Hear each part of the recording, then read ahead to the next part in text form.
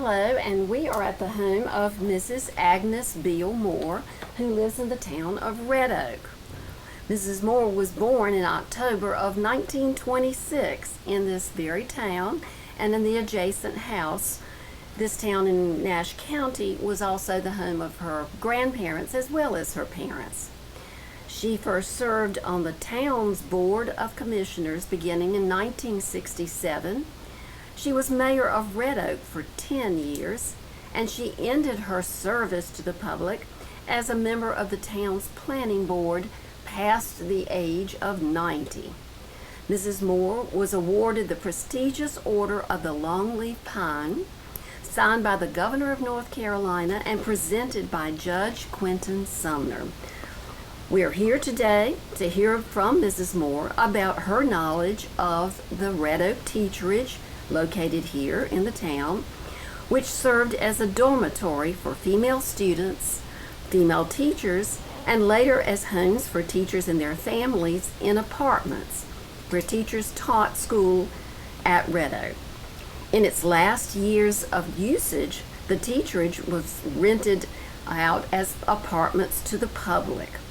The building was erected in approximately 1914 to support the Red Oak Farm Life School and was in use in some capacity until the early 2000s. So now we're going to have some questions for you, Miss Agnes, that we'd like you to share. And we'd love for you to tell us first about your background here in Red Oak and how your family was familiar with the teacherage and the Red Oak School. First off, my mother and father both attended the Red Oak School. My mother was a boarding student in the teacherage as well as her sisters, and my siblings and I all went to Red Oak High School and finished there, and have my father and grandfather both served on the Board of Education for Nash County. So my background in education has been of great interest, and I've always been trying to think that the teacherage is a wonderful place to save our history. Well, and now we know that the teacherage dormitory has been there for a long time and its usage varied, but tell us your first remembrance of it and then what you were told about it from both your mother and your aunt. My first memories was the building was there and teachers were boarding there. They had a matron who was my great aunt, and I would visit there as a child.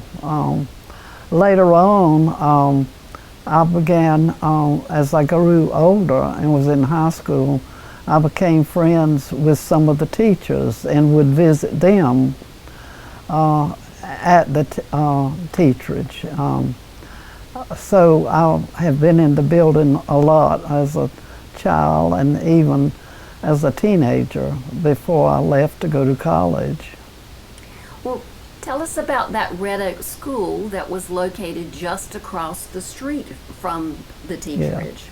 Yeah. The one I remember was a wooden building, and I began school, and I think I went to maybe 5 or 6 grades in that. It was a 2-story building, and it burned in the 30s, and then the brick building was built, and which was known as a high school. That's where I finished. And what year did you graduate? I graduated in 1943. Okay. And how old were you when you started school? I must have been 5 or 6, and then you may ask this question later, but we did not have 12 grades then, and I think we had maybe 8 months. It was not like it is now. So I left home and went to college when I was about 16 years old. Well, from your perspective now, how was school when you were attending? How was that school different maybe for boys than for girls? Well, I don't know. I can tell you about the girls, but I remember being a rural location and farm related, there were chores in the morning on the farms that boys had to do a lot of times. I could hear them complaining about that. Before they came to school, that meant they had to get up real early. But other than that, I think the discipline was not the problem that it is now, because we knew that if we did something at school, our parents would know about it. Somebody would let them know. And I lived near enough. I walked to school, and I could walk home for lunch. We didn't have a lunchroom. That happened later. So when you didn't have a lunchroom and other students who did not live close like you did, how were they fed? No, they would bring their own lunch, and of course that varied. And I always thought, I kind of admired some of them's lunch. Maybe I wanted. I've heard of some of the students would trade lunches. You know, that was fun to have something different. What about, we've seen some photographs, but what are some memories of special events that occurred at the school and maybe even spilled over to the teacherage? Holidays, sports, or any travels that occurred?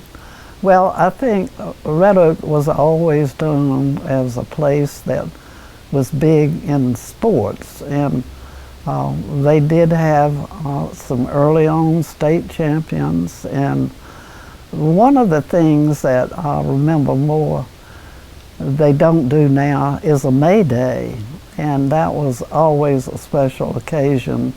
And I think there's some pictures of that people could see.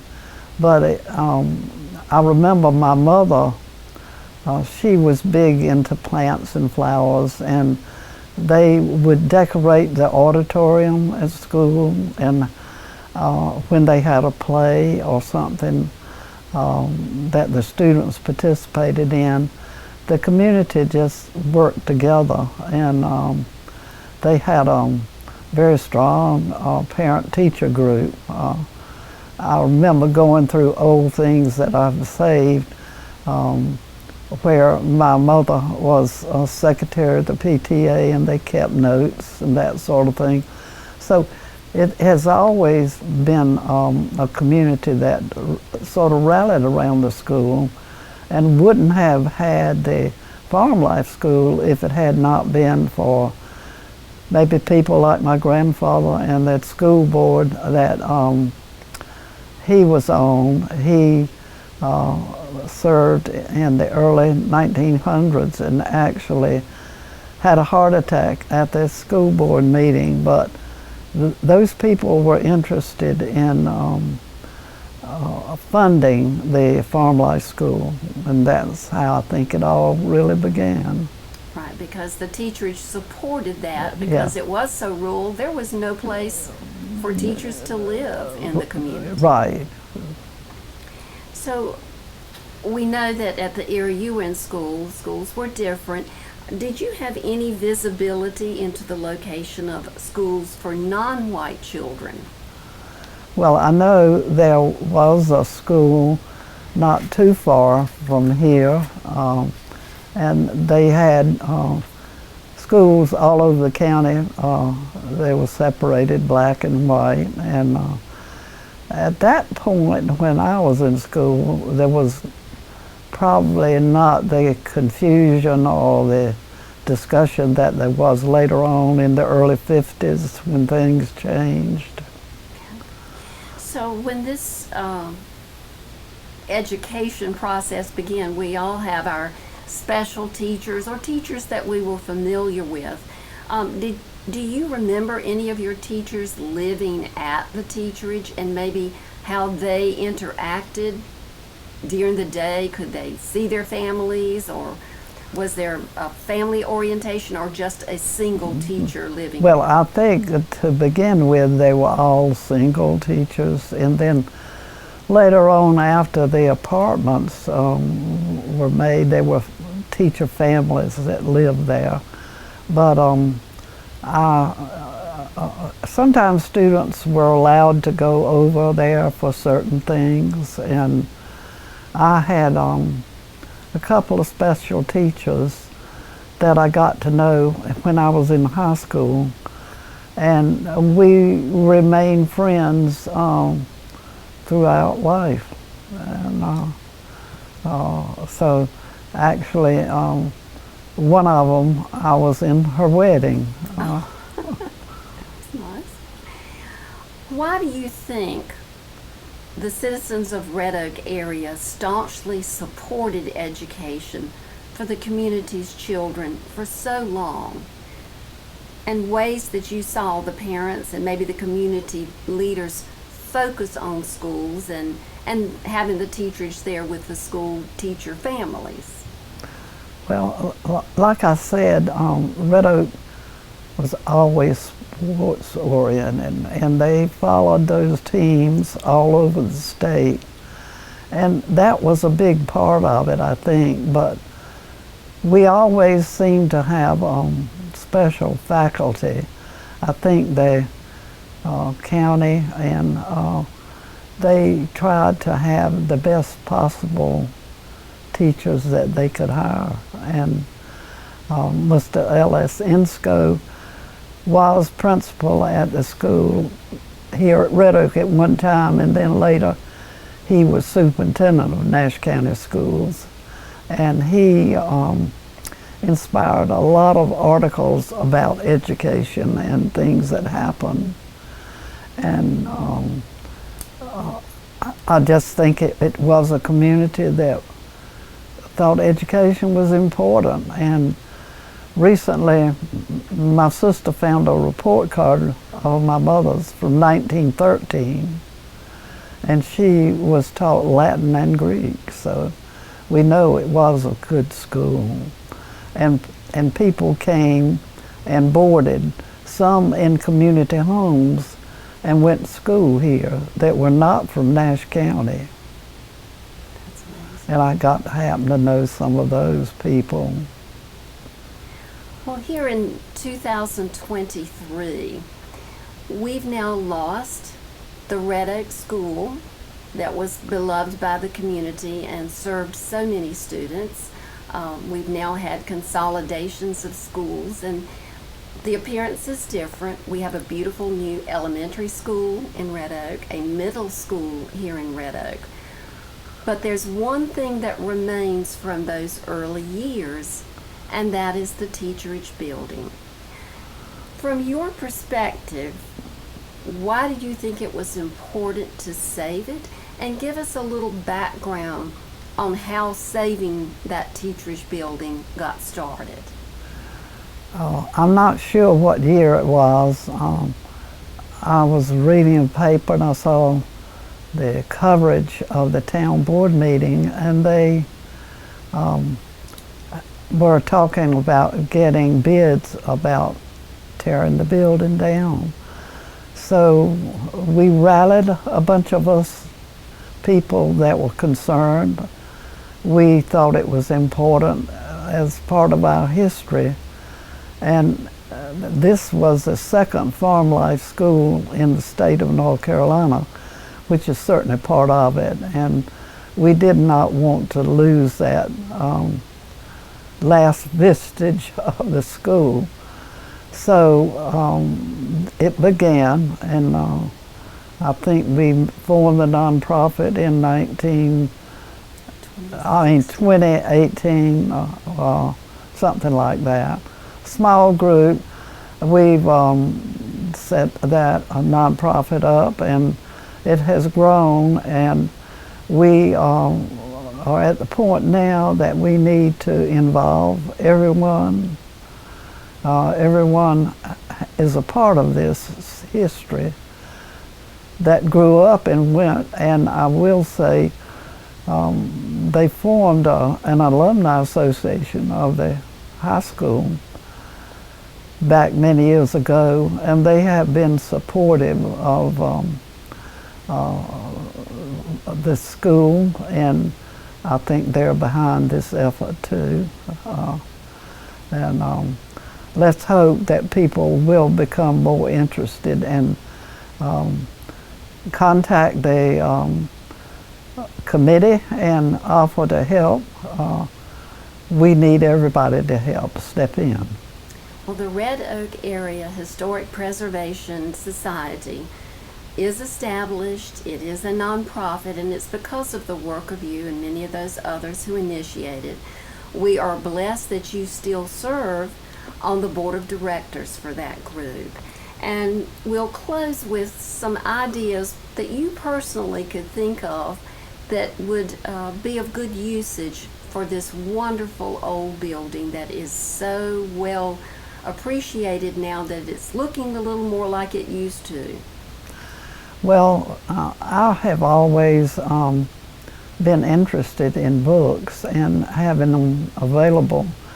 I took my children to the bookmobile, which I thought was a wonderful thing, but I think if we could have a branch of our main Brownsville library, this would offer an opportunity for more people to have access to books. Also, in my mind, I think the area would benefit from a walk-in medical clinic. We are a large area that, now I grew up with a doctor across the street from my home, so I was used to having a doctor nearby. But now it's a little bit more difficult, and there are other ideas that people have. The building would have to have some way to make money, rent out space to keep the building up. We realize that through contributions from people. We have a window fund that we have started, which you could dedicate to a family member or honor a family member, and that would help with the history. We would be able to put down a little history about this person, and it would be a real thing that people could learn more about their heritage, I think. Awesome. Well, we greatly appreciate your time. We cherish the knowledge that you have brought to this organization, and we thank you so much for sharing what you did today. Thank you for this opportunity, and I hope I will be able to help some in the future. Well, at 96, you've done quite a lot, and we're looking forward as you approach October in 97 that it can continue. Thank you again, Ms. Moore. Okay.